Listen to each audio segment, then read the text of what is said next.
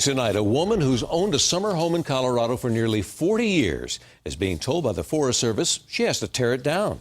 Call 7 investigator Kelly Raybon is live in the newsroom. And Kelly, you've discovered this woman's case is one of hundreds of property disputes with the Forest Service. That's right, Mike. The Forest Service says in the Pike San Isabel National Forest, there are 400 other disputes like this.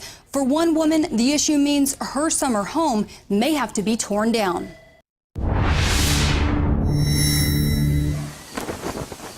I was angry.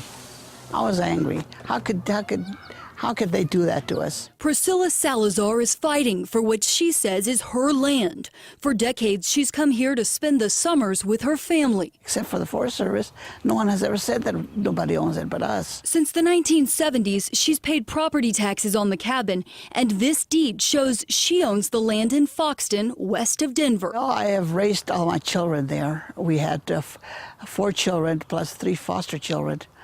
And so we raised all 7 of these kids out there in the cabin. But there was also heartache on the property. In 1996, her husband was killed by a flood while improving the cabin.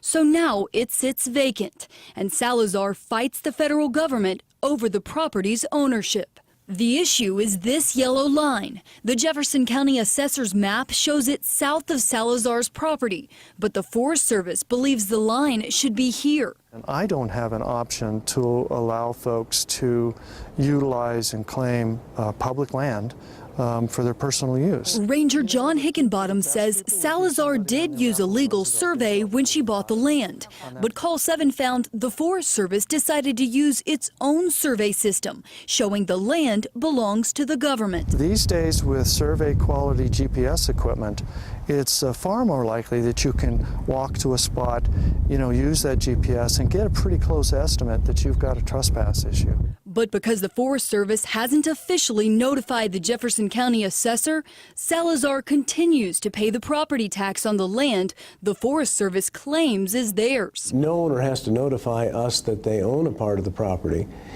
But the fact is, if they're claiming that our records in an error, they have to demonstrate that our records are in error. So until the Forest Service presents evidence otherwise, Priscilla Salazar owns that property. Correct. The Forest Service says it doesn't need to notify anyone except the person who's trespassing on its land. I suppose someone could attempt to contest it, but the folks that we have survey, the BLM cadastral surveyors, are the ones empowered by the U.S. government to do the official surveys of the United States.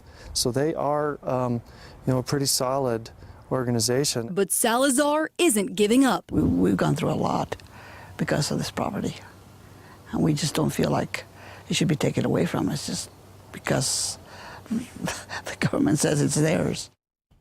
We've learned that Denver Water owns the land surrounding Salazar's property, land the Forest Service says it also owns. But the Forest Service isn't going after Denver Water, simply because it says there are no buildings on the property.